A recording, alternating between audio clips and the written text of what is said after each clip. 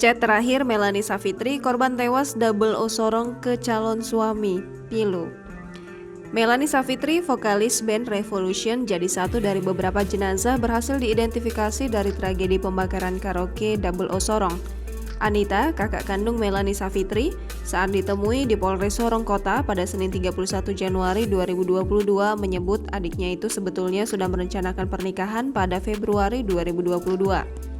Menurut dia, Melanie juga sudah menjadwalkan pulang ke Kalimantan pada 30 Januari 2022. Namun, kejadian naas di tempat hiburan malam Double O membuat rencana itu buyar. Melanie jadi salah satu korban meninggal dunia. Anita secara pribadi sama sekali tidak ada firasat apapun terkait kejadian yang menimpa Melanie. Melanie merupakan anak keempat dari 4 bersaudara. Ia telah menjadi yatim piatu sejak kepergian kedua orang tuanya. Anita menambahkan jika adiknya bekerja di Double O sudah sekitar 6 bulan lamanya. Melanie bekerja sebagai vokalis pada grup band yang diberi nama Rockvolution.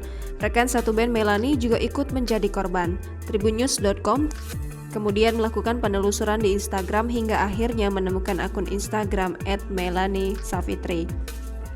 Di situ, si pemilik akun diketahui bernama Melanie Savitri.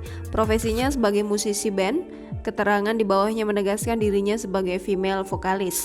Ada pula keterangan emotikon cincin yang menunjukkan dirinya bertunangan dengan Sefreyan.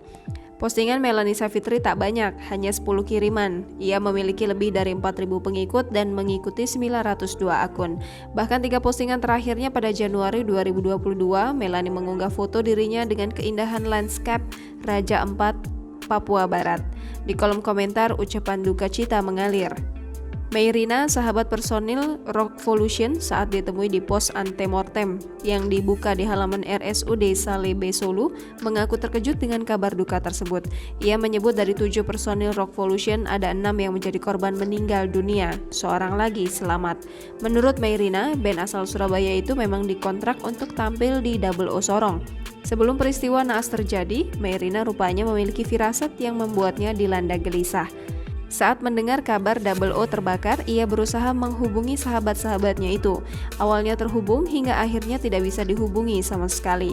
Mayrina pun tak kuasa menahan tangisnya saat ditanya nama-nama dari sahabatnya itu.